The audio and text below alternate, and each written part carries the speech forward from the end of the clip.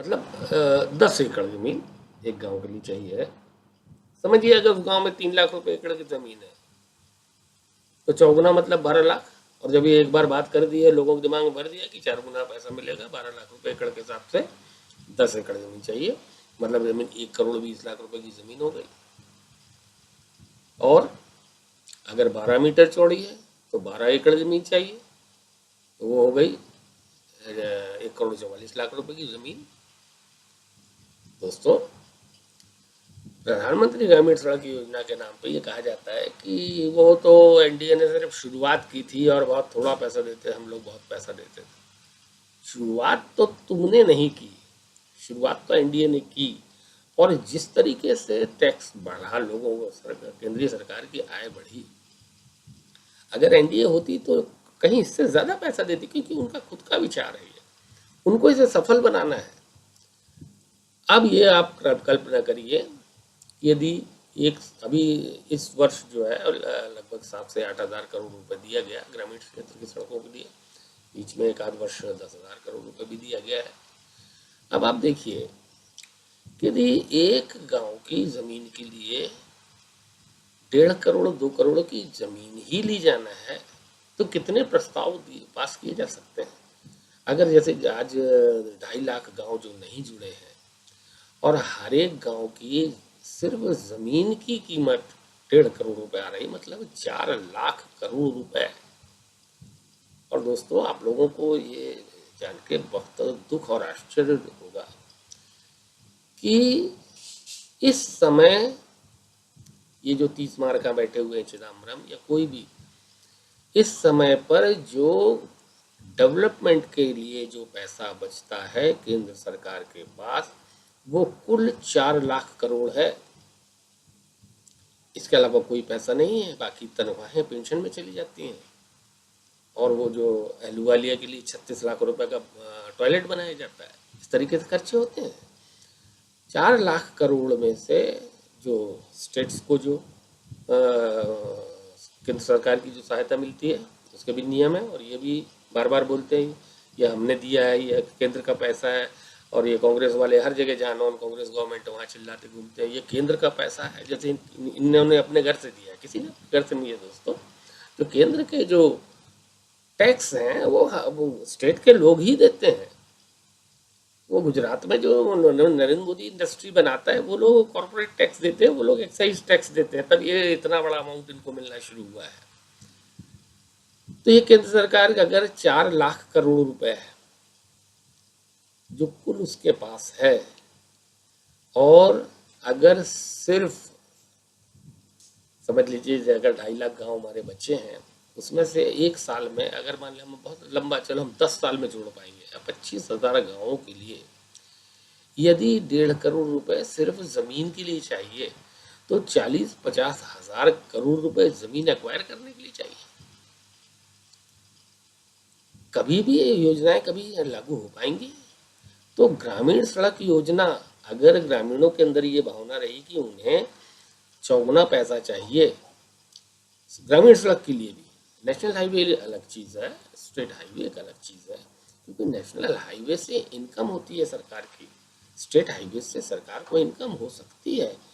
जो अगर अभी पीपीपी करके पब्लिक प्राइवेट पार्टनरशिप, इसके अंतर्गत जो रोडें बन रही हैं, वो ये है कि भाई प्राइवेट लोग रोड बनाए, कुछ दिन तक उससे पैसा कमाए, अपना कमाने के बाद में वो सरकार को ट्रांसफर कर दें। इसमें पैसा लगाया जाता है और पैसे की इनकम होती है। लेकिन दोस्तों, रूरल जो रोड बनती है, ग्रामीण सड़क जो बन रही है, उससे कोई इनकम नहीं होती है। ग्राम पंचायत क्या, क्योंकि बहुसंख्यक जनता इतनी गरीब है कि वो कोई टैक्स नहीं दे सकती है। अब रूरल रोड्स के लिए क्या 40,000 करोड़ ये देंगे? अभी पूरे नरेगा में इतने परिवार लाभान्वित हो रहे हैं, ये कर रहे हैं, 4-4.5 करोड़ वो बताते हैं, उसमें 40,000 करोड़ रुपए जो दिया जा रहा है। अब ये सिर्फ ग्रामीण सड़क के लिए 40,000 करोड़ साल का और देना पड़ेगा 10-15 साल तक, ये संभव नहीं है। म्यूनिसिपल रोड मैंने बताया 25 लाख किलोमीटर की बनना है, और वो 10 मीटर या 12 मीटर चौड़ी नहीं होगी, वो 15 मीटर चौड़ी हो सकती है। हमने जो अपने इसमें लिया है 15 मीटर चौड़ी के हिसाब से लगाया है। अब आप बताइए इनके पास ये पैसा कहाँ से आएगा लैंड एक्वायर करने के लिए? तो उसको भी असंभव बना दो। क्योंकि दोस्तों जिन चीज़ों से तरक्की होती है, इंफ्रास्ट्रक्चर, रोड, इसको असंभव बना दो। अभी दोस्तों एक समाचार में बहुत प्रमुखता से, खास करके जो पिंक पेपर्स हैं, इकोनॉमिक्स से संबंधित जो न्यूज़पेपर्स होते हैं, इकोनॉमिक टाइम्स है, बिजनेस स्टैंडर्ड, इसमें इस चीज़ का चर्चा हुआ था। जो दिल्ली से जयपुर जो रोड बनना है, उसमें मथुरा से जयपुर जो रोड बनना है, उसमें पहले ज़मीन एक्वायर करने का खर्च था 6,000 करोड़, अब वो 18,000 करोड़ हो गया है। मतलब वो योजना गई, क्योंकि ये चौगना। एक बार अगर इस तरीके के हल्ले फैला दो, एक बार दोस्तों किसी को भी कोई चीज़ें या मुफ्त में बांटें या कोई भी चीज़ों में आपको कहा जाए आपको तो आपकी तो बड़ी मूल्यवान चीज़ है, हम ले रहे हैं, और एक बार यदि हो जाए इसको पलटना बहुत कठिन होता है दोस्तों। कुछ दूसरा रास्ता है, जैसे गुजरात में लैंड एक्विजिशन का उन्होंने रास्ता बनाया। 100 एकड़ ज़मीन चाहिए है इंडस्ट्री के लिए, 200 एकड़ ले लो, 100 एकड़ में इंडस्ट्री लगेगी, 100 एकड़ डेवलप करके उनके हाथ में दे दी गई। आदमी को यदि रोड, नाली, खंबे लगे हुए मिल रहे हैं तो आधी रोड में वो खुश है वो, क्योंकि कालांतर में वो ज़मीन बहुत अच्छे मूल्य उससे बिक जाती है। ऐसे कोई तरीका यदि निकालते हैं, जो भी नरेंद्र मोदी की जो स्वयं की बुद्धि है या उसके जो सलाहकार हैं, वो लोग कोई दूसरा तरीका निकालेंगे इसका, तभी ये प्रगति संभव है। और इसीलिए इस सरकार का जाना ज़रूरी है अगर हमको इंफ्रास्ट्रक्चर में आगे बढ़ना है। दोस्तों इसी तरीके से माइनिंग में केवल देश की आधा प्रतिशत भूमि चाहिए, आधे प्रतिशत से भी कम भूमि चाहिए।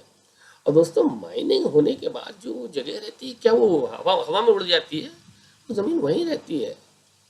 और माइनिंग से जो इनकम होती है उसमें कुछ एक सरचार्ज, कोई टैक्स लगा करके उस एरिए में जो और दूसरी कोई वेस्टलैंड्स पड़ी हैं, या माइनिंग के बाद जो जब भी 2 साल, 5 साल, 10 साल तक जब तक माइनिंग चलती है, उसके बाद उस ज़मीन को कृषि योग्य बनाया जा सकता है। या अगर ज़्यादा गहरे खोदे गए हैं तो एक पानी रोकने के लिए रहता है, इससे अंडरग्राउंड वाटर का फ़ायदा हो सकता है, उसमें तालाब बन सकते हैं। दोस्तों इतना दुष्प्रचार किया जाता है, लेकिन आप यदि किसी भी कोल माइंस एरिया के आसपास रहते हैं या आपके कोई परिचित लोग कोल माइंस में काम करते हैं, तो आज ये नीति है, कोल इंडिया को मानना पड़ा है ये, कि कोयला निकालने के बाद फिर से जो ऊपर की जो मिट्टी हटाई जाती है उसको फिर से वहीं डाल के और जंगल लगा दो। और लगभग 50% भूमि में तो ये बहुत ईमानदारी से काम हुआ और जंगल फिर से ज्यों के त्यों हो गए। लेकिन अब ये ग्राम सभा को बीच में ले आए, अब ये लैंड एक्विजिशन को बीच में ले आए, यानी सारे प्रयास किए गए कि ये किसी भी प्रकार से ये जो चल रहा है, जो लोगों की किस्मत बदलने के लिए जो चीज़ें आवश्यक हैं, इनको कहीं से भी रोक दो, प्रगति किसी भी तरीके से रुक जाए। और दोस्तों ये जिसको हम लोग कहावत कहते हैं कि 5 उंगली घी में होना, कांग्रेस की 5 उंगली कैसे घी में है देखिए ध्यान से। माइनिंग रुक रही है, इंफ्रास्ट्रक्चर रुक रहा है, प्रोग्रेस रुक रही है, तो इसको करने वाले लोगों के खातों में वहाँ पैसे जमा हो रहे हैं, जो यदि दलाली करते हैं इसकी, इनको पैसा मिल रहा है वहाँ से।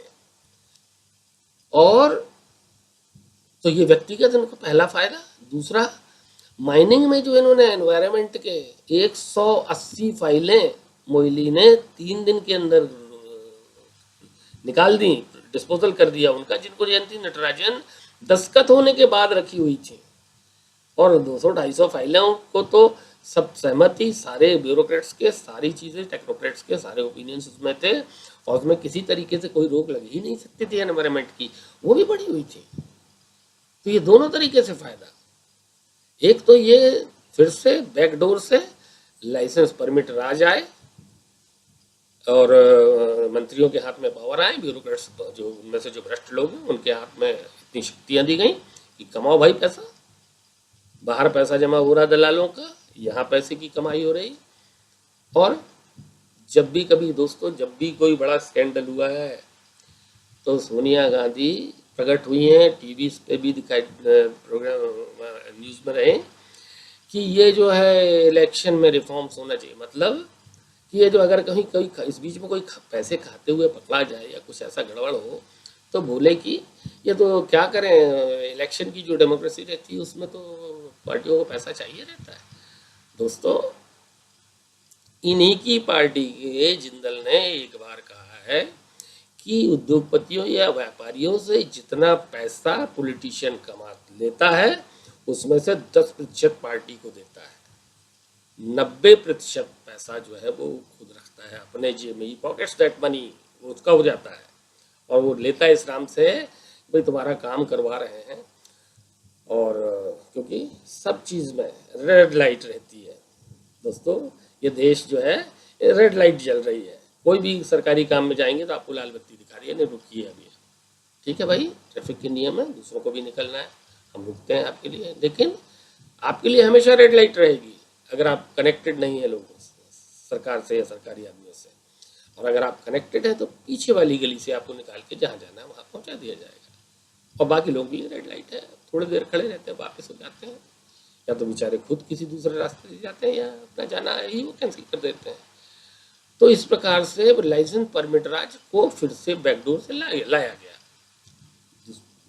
पर्सनल कमाई। फिर इसके बाद ये जो लैंड एक्विजिशन का मामला है दोस्तों, इसमें आप समझिए थोड़ा सा, लैंड एक्विजिशन में ये लैंड्स के अगर आगे चल के कोई पैसे मिलते हैं, 2 साल 10 साल 20 साल 30 साल तक ये काम चलते रहेंगे, तो ये योजनाओं का इनको ज्ञान रहता है पहले से, जैसे मैंने कहा, और ये पहले ये लैंड एक्वायर करके बैठ जाएंगे और फिर पैसे जो मोटे पैसे इनको मिलेंगे, अगर इन लोगों की जमीन है तो निश्चित रूप से मोटे पैसे मिलेंगे।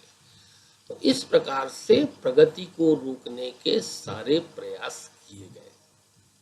अब दोस्तों हम पुरानी बात फिर से याद करें कि सरकार का काम है कि लोगों का प्रकृति से संयोग हो, प्रकृति के पास जो संपदा है उसको उपयोगी चीज में बदलने का काम करें, और ये मैन्युफैक्चरिंग या जिस भी दूसरे तरीकों से, और मनुष्यों का आपस में सहयोग हो कि कोई श्रमिक है, कोई कुशल श्रमिक है, ये सारे लोग मिले आपस में, एक एंटरप्रेनर उनको संगठित करे अपने पैसे से या बैंक के पैसे से या जनता का पैसा इकट्ठा करके ये करे और उसको उद्योग को चालू करे, लोगों की तरक्की होना चालू होगी।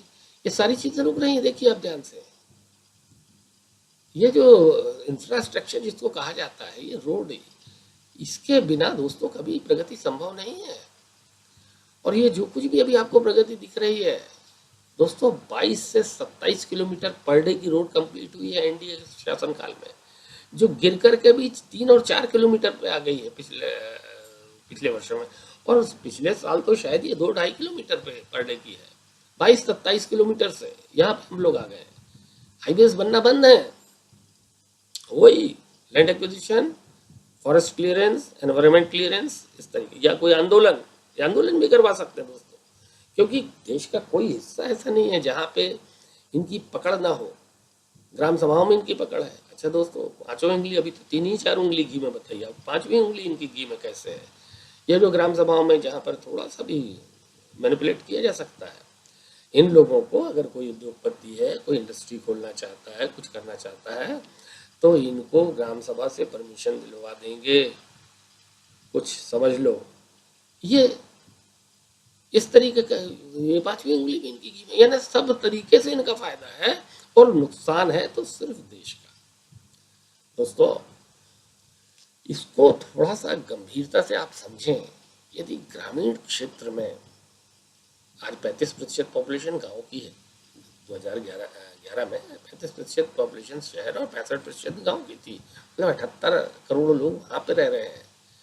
78 करोड़ लोगों में की यदि पॉपुलेशन 20% बढ़ी है, मान लीजिए आप एक एवरेज पकड़िए 16%, तो 3 साल में 3 दशकों में 48% बढ़ने वाली है। वो फिगर तो लगभग दोस्तों 50-60 करोड़ पॉपुलेशन आती है पूरे देश की, और उसमें से करीब 35 से 40 करोड़ गांव की आती है, और इसमें से निश्चित रूप से 25 करोड़ पॉपुलेशन शहर में आने वाली है। मतलब 5 करोड़ परिवार जिन्हें खेती से हट करके कुछ काम चाहिए, और दोस्तों ये लोग अगर जब वहाँ उनका गुजारा नहीं रहेगा तो वो जैसा 19वीं शताब्दी का यूरोप था कि लोग गांव से आए उनको काम चाहिए। दोस्तों यूरोप में सरकारों ने क्लियरेंस या ऐसा कुछ एक मुहिम चलाई थी, क्लियरेंस फॉरेस्ट काट के और जमीनें बना बढ़ाओ, जमीन पे लोड बढ़ रहा है। अब अपने देश में अगर ग्रामीण क्षेत्र में लोड बढ़ा, ठीक है हम ये मान सकते हैं कि 50% लोग वहाँ एडजस्ट हो जाएंगे, लेकिन 20 से 25 करोड़ लोग शहर में आने वाले हैं और क्या स्थिति बनने वाली है। दोस्तों जब ये लोग आएंगे इनके पास काम नहीं रहेगा, फिर ये झोपड़पट्टियों में रहेंगे, इनके लिए जो शहर की सुविधाएं उपलब्ध कराना है, अगर म्यूनिसिपल की आय नहीं है, जैसा दिल्ली की जो हालत है, म्यूनिसिपल की इतनी आय नहीं है कि इतने लोगों को पानी की व्यवस्था करा सकें, ठीक ठाक दूसरी सुविधाएं दे सकें, बिजली शहरों में, अब शहरों की तो ये स्थिति है कि कई घरों में लगभग दिन भर लाइट जलाना पड़ता है। ये बिजली देना है, ये घर देना है, घर बिजली देना है, नाली बनाना, रोडें बनाना, इतनी सारी चीज़ों के लिए यदि नगर निगमों के पास पैसा नहीं है, कहाँ से आएगा ये। अगर 5 करोड़ परिवार अब आ जाते हैं, अभी जैसे मान लीजिए 35-40 करोड़ पॉपुलेशन शहर की, मतलब 8 करोड़ परिवार है, 5 करोड़ और आ जाए तो इनको कहाँ से ये सुविधाएं उपलब्ध कराई जाएंगी। ये दोस्तों तभी संभव है जब हम मैन्युफैक्चरिंग सेक्टर में हम तरक्की करें। ये जो सेवा तथाकथित जो सेवा क्षेत्र है दोस्तों, ये बहुत बड़ा धोखा है। आज अपने देश की पॉपुलेशन में से 60% लोग, 65% लोग उत्पादन क्षेत्र में लग के देश की संपदा का सिर्फ 25% उनको मिलता है। और दोस्तों थोड़ा ध्यान रखें, जिनकी ये केजरीवाल चिल्लाता घूमता है, अडानी अडवाणी अंबानी, ये जो है ये दोस्तों इनकी आय मिलाकर के 25% होती है राष्ट्रीय आय में से, सारे मजदूर सारा सब कुछ, ये 25%, इसमें अंबानी भी हैं, टाटा भी हैं, बिरला भी हैं, ये 25% इनके हाथ में आता है। 75% दूसरे खा रहे हैं। सेवा क्षेत्र, कलेक्ट्रेट का जो बाबू बैठा है, तहसील में जो बाबू बैठा है, कचहरी में जो बाबू बैठा है, वो सेवा कर रहा है आपकी, और उसको उसको सेवा क्षेत्र में मान लेते हैं। जो एक रोड में दोस्तों जहाँ पे हम लोग रहते हैं, उस एरिया की पॉपुलेशन 12-14 हज़ार थी, यानी लगभग 4-5 हज़ार परिवार रहते थे। कुल 12-14 किराने की दुकानें, 1-2 कपड़े की दुकानें थी, 1-8 टेलर था। अभी आपको देखिए, जब किसी को कोई काम नहीं मिल रहा है, छोटी छोटी दुकानें खोल के बैठ गए। जहाँ जिस एरिया का पोटेंशियल सिर्फ 10 या 15 किराना दुकानों का है, एक किराना दुकान अगर 200-250 परिवारों का करती है, तो 250 लोगों के बीच में से एक व्यक्ति को किराना दुकान खोलने का हो सकता है। अभी स्थिति ये है कि लगभग 60-70 परिवार पे एक किराना दुकान खुली हुई है, या कोई दूसरी चीज़ों में ये बैठे हुए। अब उनकी इनकम भी उतनी नहीं है, और बहुत दुर्दशा है उनकी। कभी कभी जब आप कभी मजाक में अपने किराना व्यापारी जिसके यहाँ से आप सामान लेते हैं उससे बात करिए, वो कहेगा भैया हमारी दुकान ले लो और हमको आप 10,000 या 15,000 महीने का दे देना, और हम आपके यहाँ काम भी करने को तैयार हैं। 3,000 रुपये महीने को देना और 15,000 रुपये मेरे को और दे देना, और मैं आपकी दुकान में नौकर के जैसे काम करता हूँ। उनकी ये स्थिति बन गई है, तो बहुत अच्छी नहीं। कुछ व्यापारी हैं जिन्होंने बहुत मोटा पैसा कमाया है, इसमें कोई शक नहीं है, लेकिन वो सामान्यतः जो स्थिति है। और दोस्तों ये जो बात की जाती है, अब जैसे मैं आपको सिर्फ वो दे रहा हूँ कि आप उस तरफ ध्यान दें।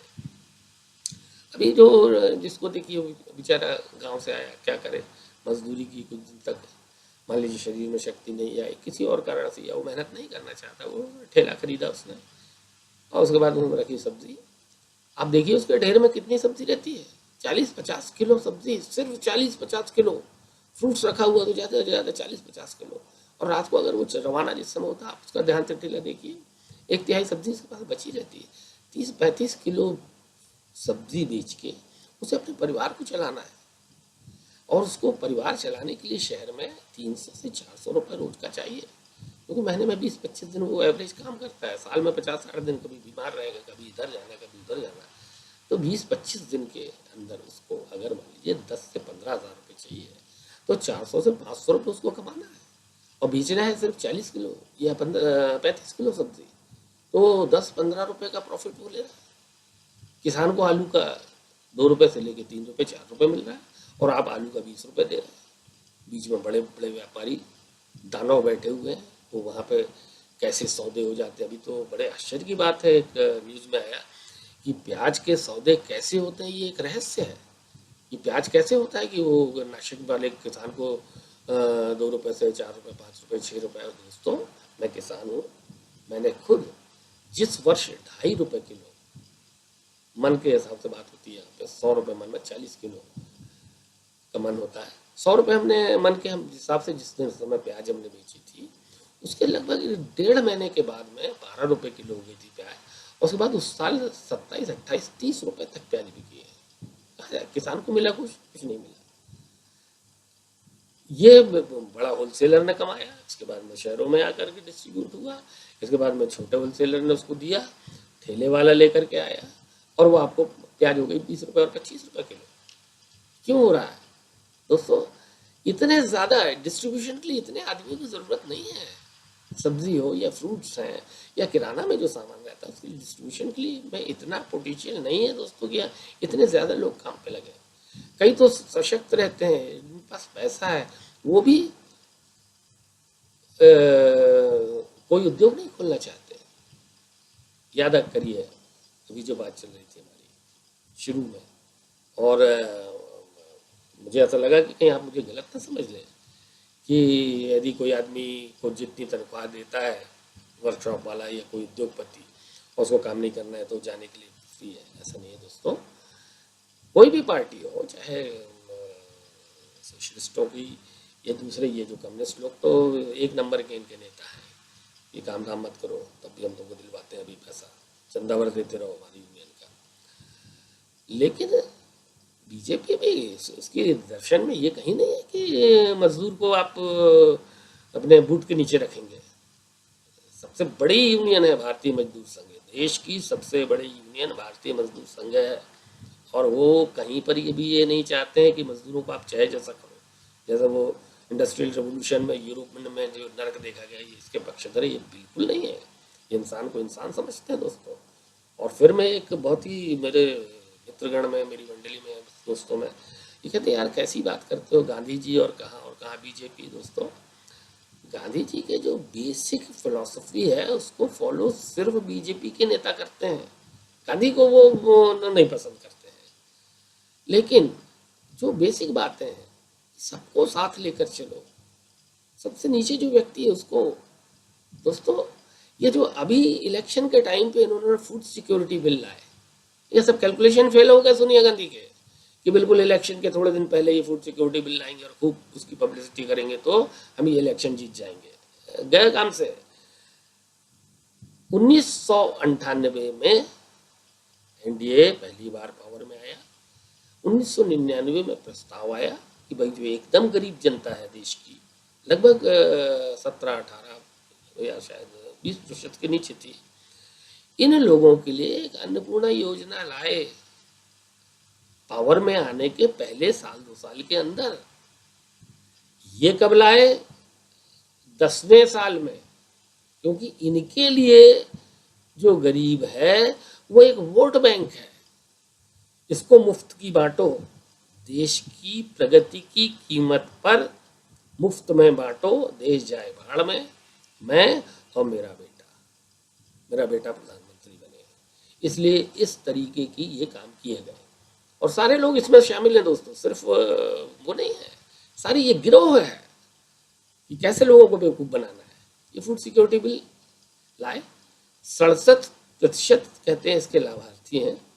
67% लोगों को अनाज खरीदने के लिए उनके पास पैसा नहीं है। ये आप खुद स्वीकार कर रहे हो कि 10 साल ये जीडीपी का राग अलापने के बाद आपने कहा कि देश की जीडीपी दोगुनी हो गई, तो ये बेचारों को क्यों अभी ऐसा स्थिति है कि इनके पास अनाज खरीदने के लिए पैसा नहीं है? अनाज खरीदने के लिए पैसा है, लेकिन वोट भी मिलेगा और वाहवाही भी मिलेगी, और जो मजदूरी महंगी करना है और मजदूरों को, कुछ लोगों को विड्रॉ कर लेना है। दोस्तों, जो ग्रामीण क्षेत्र में जो अभी खेती कर रहे हैं, जो ये योजनाएं आई है, चाहे नरेगा है, चाहे सस्ता अनाज है, इससे जो निम्न किसान है और निम्न मध्यम किसान है, सबसे ज्यादा इसकी मार उनको पड़ी है, क्योंकि दोस्तों गांव में जो खेती के संबंधित जो काम होते हैं, इसमें एक जिसको हम कह सकते हैं हाफ जॉब या हाफ डे जॉब या थोड़ा 1 आवर 2 आवर का जॉब है। ये पहले भाईचारा के माहौल था। एक दूसरे का काम मुफ्त में कर दिया करते थे, या 1-2 घंटे का काम करने से 2-3-4 बार किया उसको कुछ पैसा मिल जाया करता था। अभी नरेगा आने के बाद क्या हुआ है कि उनको मिनिमम रिक्वायरमेंट उनका पूरा हो रहा है, और उनमें से एक बहुत बड़ा वर्ग है जो अब उनको लगता है कि 4-6 दिन का अगर काम भी मिल जाता है, पूरा तो कभी नहीं मिलेगा 100 दिन का, लेकिन महीने में 4-6 दिन का और 6-8 महीने तक मिलता है। 35-40 दिन के अंदर जो है इसमें इतना पैसा मिल जाएगा कि हमको अब काम पे जाने की जरूरत नहीं है। दोस्तों, आप फसलें खड़ी रहे, काटने वाले नहीं मिलेंगे आपको। काटने के लिए आप कहीं इधर से ला रहे हैं, कहीं उधर से ला रहे हैं, और काटने की कीमतें क्या हो गई हैं फसल काटने की, छोटे छोटे काम करने के लिए लेबर नहीं है, ये स्थिति बना दी है। तो ये एक और इसी तरीके से किसान तरक्की ना करे। अब दोस्तों मैं जो आऊँगा जिस बात पे, हमने ये देखा, ये बहुत लंबा विषय है दोस्तों, इसमें मैं आशा कर रहा हूँ कि आप लोग मेरी बात को समझ रहे होंगे। अब दोस्तों जो एक बहुत बड़ा फ्रॉड लोगों के साथ किया गया वो ध्यान से देखें आप। ये देखा जब ये सरकार पावर में आई कि गांव के लोगों की हालत कुछ सुधर रही है, निम्न मध्यम वर्ग की हालत सुधर रही है, इसके पास पैसा है, इसकी लूटमार कैसे की जाए। एक नई चीज आई कि शेयर बाजार जो है बड़ा तेजी से उठ रहा है, उठाया गया उसको। और शेयर बाजार की तेजी कैसे आती है, अगर आप कोई इकोनॉमिक्स कोई ऐसे पेपर्स पढ़ते रहेंगे तो आपको समझने में 2-3 साल में आपको सब समझ में आ जाएगा कि ये जो शेयर का भाव बढ़ता है वो कैसे बढ़ता है, कौन राक्षस लोग हैं जो इसको बढ़ाते हैं, एक अंदाज लग जाता है। और इनको कुछ सेबी के जागरूकता के कारण इनको कुछ लोगों पे बंधन लगाना पड़ा जो लूटमार में ज़्यादा अग्रणी थे। ये देखिए, निम्न मध्यम वर्ग और निम्न वर्ग को शेयर बाजार, अरे ये तो आश्चर्यजनक चीज़ है। उसने 67 रुपये का शेयर खरीदा था, अभी 250 रुपये का हो गया। अरे बोले ये कौन सी चीज़ है भाई, जादू, साल भर में 6 महीने में दुगनी चौगनी। बिल्कुल उसी तरह जैसे मकान बनाने में अभी मैं आता हूँ उस मुद्दे पर, शेयर बाजार में इनका पैसा लगाओ। और उसी के आसपास समय में ये नई नई इंश्योरेंस कंपनीज आ रही थी, और जो पब्लिक सेक्टर की इंश्योरेंस कंपनी, ये सब लोगों ने मिल करके निम्न मध्यम वर्ग का पैसा लूटने की योजनाएं बनाई, और ऐसी पॉलिसीज आई इंश्योरेंस की जिसमें बोला गया अरे, और सब एक दूसरे को बता रहे हैं अरे बहुत इसका फ्यूचर है, और वो 100 रुपये का है तो 250 हो जाएंगे। एक बताया 10,000 रुपये 3 साल तक देंगे, कितना देंगे टोटल 30,000, और 25 साल या 20 साल के बाद 16 लाख रुपए आपको मिलेगा। दोस्तों किस कदर लूट मार हुई है पैसे की। निम्न मध्यम वर्ग, निम्न वर्ग और अति निम्न वर्ग, घरों में काम करने वाली भाइयाँ, रिक्शे वाले, छोटे छोटे मजदूर, इन्होंने ये पॉलिसियाँ खरीदी, और ये वो मोटा पैसा वहां पहुंच गया। ये मैं इसलिए बता रहा हूँ आपको दोस्तों कि ये पैसा आवश्यक था कहाँ पर। मैंने अभी बात की थी, मजदूर चाहिए, कुशल कारीगर चाहिए, कुछ बुद्धि का काम करने वाले लोग चाहिए, जिन्हें इंजीनियर कह लें या जो भी कह लें, टेक्नीशियंस, और एक एंटरप्रेनर चाहिए। एंटरप्रेनर को पूंजी चाहिए, और ये पूंजी कहाँ से उपलब्ध हो सकती है दोस्तों? ये पूंजी उपलब्ध हो सकती है या तो आईपीओ आए, शेयर बाजार, शेयर को निकाला जाए नया और उसको लोग खरीदें, या जो पुरानी बड़ी कंपनियां हैं वो अपने पुराने जो उनके इंडस्ट्रीज हैं उनके एक्सपेंशन के लिए, जिसको बोलते हैं कैपिटल एक्सपेंसेस, वो करने के लिए उसको पैसा चाहिए, वो बॉन्ड निकाल सकती है, दूसरे तरीके के शेयर निकाल सकती है, प्रेफरेंशियल शेयर्स या कुछ भी डिबेंचर्स, कुछ भी निकाल सकती है। उनको पैसा मिलना चाहिए था। वो कौन लोगों ने लूट लिया? जो शेयर बाजार में सेकेंडरी मार्केट में थे। उसमें कुछ अगर लोग इसमें पैसा लगाते हैं तो ये कोई कैपिटलिस्ट के उद्योगपति के पास नहीं जाता है, ये तो शेयर बाजार के खिलाड़ियों के पास जाता है। तो इस प्रकार पूंजी का अकाल पड़ा, क्योंकि इससे पैसा तो उधर चला गया। अब ये जो पैसा है अगर तरीके से आया होता तो पिछले 10 साल में 5 से 10 लाख करोड़ रुपए नई इंडस्ट्रीज को मिला होता। और 5 से 10 लाख करोड़ अगर लगता है दोस्तों, और अलग अलग जो उद्योग होते हैं उसमें आप मान के चलिए कि 25 से 50 लाख रुपए के इन्वेस्टमेंट में एक जॉब क्रिएट हो सकता है। लगभग 1 करोड़ जॉब्स ऑर्गेनाइज सेक्टर में बढ़ सकते थे, जहां हम लोग देश में 3% वर्किंग जो पॉपुलेशन है, सिर्फ 3% ऑर्गेनाइज सेक्टर में है बड़े उद्योगों में, वो 3 से 5% हो चुकी होती है। और जब इन लोगों को अच्छी तनख्वाहें मिलती है तो सबकी तरक्की होती है दोस्तों। यदि ऑर्गेनाइज सेक्टर में किसी को जॉब मिलता है तो व्हीकल खरीदेगा, उसका सुधारने वाले, उसको अच्छा घर चाहिए, घर बनने का काम शुरू है, गृह निर्माण काम चलता है। इसके बाद में वो सब्जी खरीदता है, वो अच्छी कीमत दे सकता है, दूध की अच्छी कीमत दे सकता है, सब चारों तरफ उसकी प्रोग्रेस चालू होती है। तो इसका जो क्यूमुलेटिव इफेक्ट बहुत ज़्यादा का हो जाता है।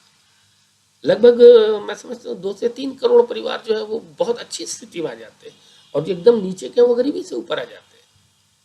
अभी ये जो फिगर उल्टी सीधी देते रहते हैं कि गरीबी से बाहर निकाल करके ले आए इतनी पॉपुलेशन, पता नहीं ये क्या फ्रॉड है, क्या हो रहा है।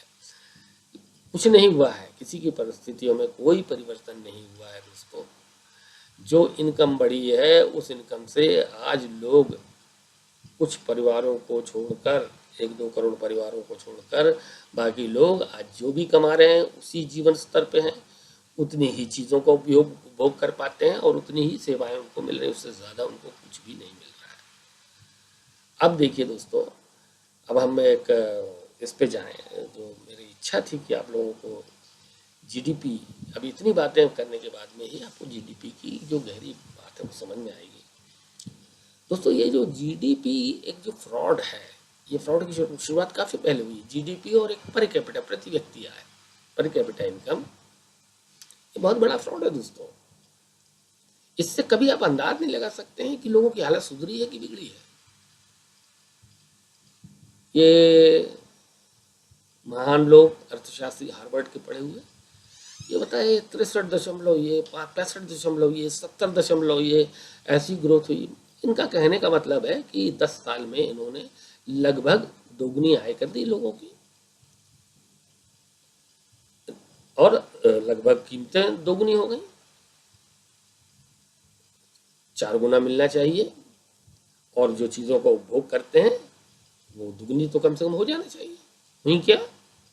दुगनी हुई क्या? अभी एक पिछले टॉक में जैसे मैंने बताया कि पहले सीजन में 15 से 20 किलो सेव मैं खरीदता था, क्योंकि उसमें 25 से 35 रुपये सेव रहता था। किसान को उसमें से कम 10-12 रुपये मिलता था। अब किसान को 15 या 20 मिल रहा होगा शायद, तो वो महंगाई को देखते हुए वो उसी स्थिति में है, वो अपनी जगह पे जहाँ था वहीं है। किसान को अगर फसल का पैसा बढ़ा है, ये लोग ऐसा बताते हैं जैसे कोई मिनिमम सपोर्ट प्राइस, जिसको न्यूनतम समर्थन मूल्य जिसको कहते हैं, जैसे बड़ा भारी कोई एहसान कर रहे हैं। दोस्तों किसान जिस महंगाई का सामना कर रहा है और उसकी फसल जिस रेट पे खरीदी जा रही है, उसकी स्थिति बिल्कुल नहीं सुधरी है, वहीं है या बदतर स्थिति में आ गया है। मैं कोई गलत सोने चांदी के रेट से मैं उसको नहीं देखता हूँ। आप कल्पना करिए और आप खुद कैलकुलेट करिए, क्योंकि ये तो नहीं तो ये टॉक लंबी हो जाएगी, कि सन 60 में गेहूं 1 रुपए का 3 किलो ना 13 रुपए मन होता था। आप पैसे से लगाइए, 35 पैसे किलो उसको गेहूं बेचना पड़ता था। 40 क्विंटल उसके पास अगर गेहूं होता, 1400 रुपये उसके पास आता था। आज 35 क्विंटल के बदले तरक्की हुई, बड़ी हरित क्रांति वगैरह सब हो गई। अब मान लीजिए 35 किलो की जगह वो 50 क्विंटल पैदा कर रहा है, उसके एक्सपेंसेस बढ़े हैं, खाद के दुनिया भर के उसके खर्चे बढ़े। 35 क्विंटल के बदले 50-60 क्विंटल पैदा करने लगा है, और मान लीजिए उसको जो 1350 रुपये का मिल रहा है, और उसको कहने के लिए बाप रे 80,000 रुपये, खुद भी किसान हंसता है, देखो भैया 80,000 क्या वैल्यू है उसकी सन 60 से लेकर के अभी तक में। ये फिर से उसी का, इसका आप सन 60 के जो प्राइस इंडेक्स है उससे अगर डिवाइड करके देखें तो उसकी स्थिति बिगड़ी है, उसकी स्थिति सुधरी नहीं है। 60 गुना है ना, ये 80,000 उस समय के 1300 रुपये के बराबर है, उस समय भी उसको 1400-1500 रुपये मिल रहा था। तो उसके हिस्से की तरक्की कहाँ है? इतने उद्योग बढ़े, इतनी चीज़ों का उत्पादन बढ़ा, उस गरीब की जो जीडीपी में वृद्धि उसका हिस्सा बेचारे का कहाँ है, कहीं कुछ नहीं, वही का वही है वो।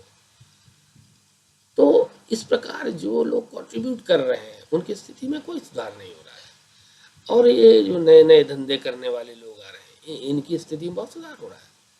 दोस्तों अभी एक बड़े एक अजीब फिगर थी, ये नरेगा में 4 करोड़ परिवारों को ये 40,000 करोड़ रुपए देते हैं, और ये जो 124 ब्लॉक्स कोल ब्लॉक्स इन्होंने बेचे, इसकी जो कोयला निकलने वाला है इसकी कीमत का कैलकुलेशन एक आईएएस अफसर ने, जो इंजीनियर है और जो कोल मिनिस्ट्री में कुछ समय था, लगभग इसी समय पर, उसका ये कहना है कि ये कोयला जो इसमें है ये 35 से 55 लाख करोड़ का है।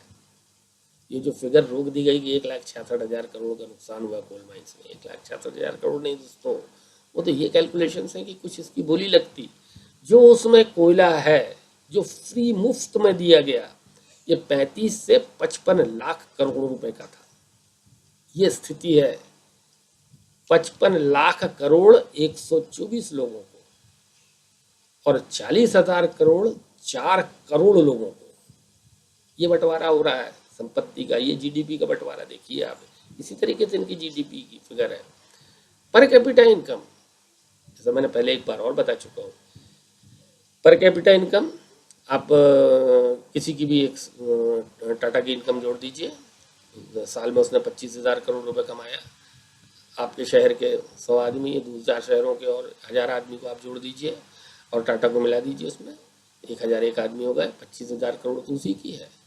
अब आप 1000 आदमी हो 25,000 करोड़ निकालें तो पता चला ये साल में 25 करोड़ रुपए पर कैपिटा इनकम हो गई।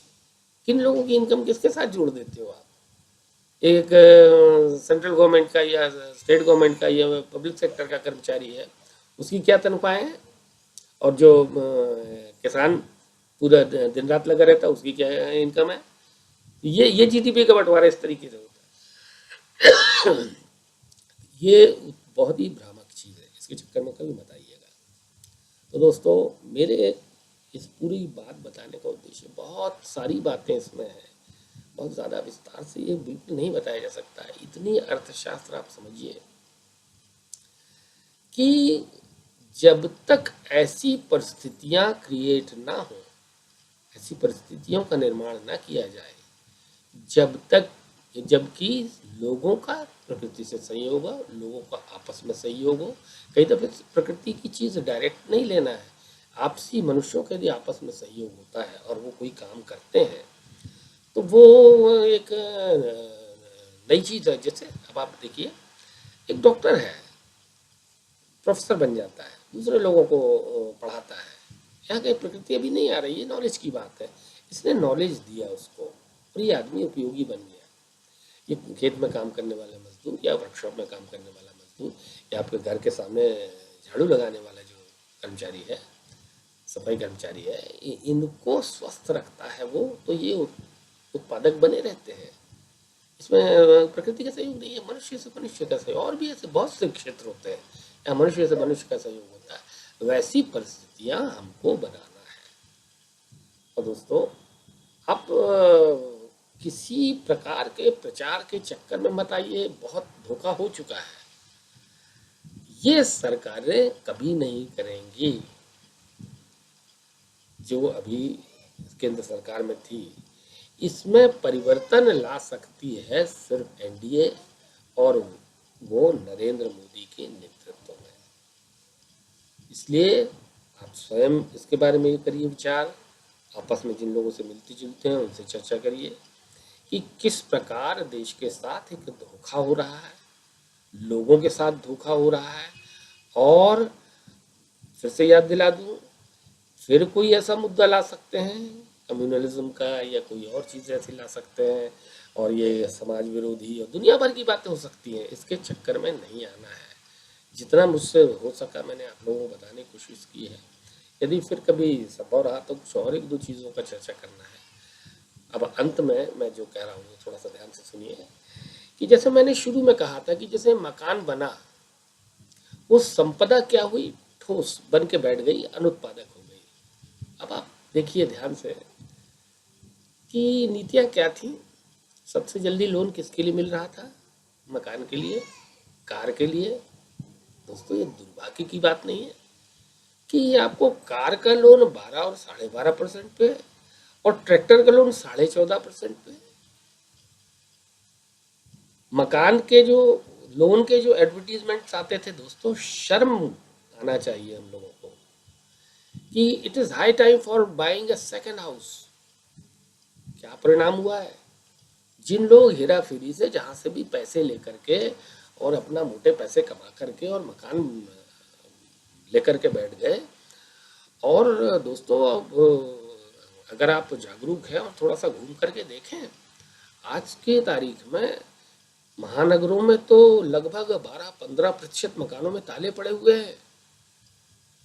और जो टायर 2 सिटीज हैं जैसे जबलपुर है, यहाँ पर भी लगभग 5 से 7% मकानों में ताले पड़े, उनको किराए पे नहीं देना है, क्योंकि उन्होंने ना खुद रहने के लिए बनाया था, उन्होंने ये सोच के बनाया था अरे मकान बड़ी तेजी से इसकी कीमतें बढ़ रही हैं, 20 लाख का भी ले लो, ये 40 लाख का 50 लाख का हो जाएगा। कई जगह हुआ भी। तो ये दोस्तों, इसमें कौन सी तरक्की हो रही है? यदि कोई आदमी ने 20 लाख रुपए लगाया और उसके पास 40 लाख रुपए आ गया, किसकी तरक्की हुई? और उसकी खुद की भी क्या तरक्की हुई है? अगर वो 40 लाख और अगर फिर से उसको मकान खरीदना, तो उसको फिर से 40 लाख में उतना बड़ा ही मकान उसको फिर से मिलना है। ये कोई तरक्की नहीं है। फिर ऑटो लोन, कार, एक दिन में बिना कोलेटरल सिक्योरिटी के आपको लोन मिलेगा। कार खरीदी लोगों ने, खड़ी हुई है, 5 साल में कितनी चली? 7,000 किलोमीटर। पैसा कितना ब्लॉक हो गया? 4 लाख। ब्याज ब्याज मिला के 7-8 लाख रुपए उसका गया और उसमें चली कार 7,000 किलोमीटर, मतलब 100 रुपए पर किलोमीटर की इसको कॉस्ट आई। क्योंकि वो झूठे एक दुनिया में रह रहे हैं कि कार बहुत बड़ी संपदा और बड़ी हमारा सोशल स्टेटस और उसकी चीज़ है। ये जो पैसा था, जो संपदा का जो निर्माण हुआ, वो कहाँ जाम हो गया है? मकानों में, आपके कारों में, और भी बहुत सारे सोना, 4 लाख 3 लाख करोड़ का सोना आ रहा है देश में। क्या बन रहा है? ये पैसे की मिट्टी बन रही है। इतना मेहनत करके, परिश्रम से, दुनिया भर के तरीकों से लोगों ने पैसा कमाया, उसको लूटा कुछ दूसरे लोगों ने। अब वो पैसे का क्या करें? ब्लैक मनी है। ये 4 लाख करोड़ का सोना यदि आता है तो उसमें 2.5 लाख 3 लाख करोड़ का सोना, वो ब्लैक मनी। सोना रखो कहीं, कुछ भी इसमें झूठ बोल सकते हैं, कभी रेट पड़ेगा तो बच सकते हैं शायद। ये इन लोगों के लिए सोना आया है। और उसमें भुगता कौन है? वो गरीब जिसको मंगलसूत्र के लिए सोना चाहिए था, जिसे आज अपने बच्चे के लिए, शादी के लिए 2 या 3 तोला चाहिए सोना, वो 1 लाख रुपए का है। तो इस प्रकार से जो संपदा का निर्माण हुआ है, जो धन उद्योगों में लगना था, जिससे लोगों को काम मिलते, जिससे सब तरक्की होती, वहां पे नहीं गया पैसा। और पैसा सट्टे बाजार, शेयर बाजार के लुटेरों के पास गया, सोने चांदी में चला गया लोगों का पैसा, या कार में चला गया, या मकान, और बना के अब उसको बैठ के देखते हैं कि ये मकान है। तो ये इस प्रकार का जो आया है, ये अच्छा नहीं हुआ दोस्तों।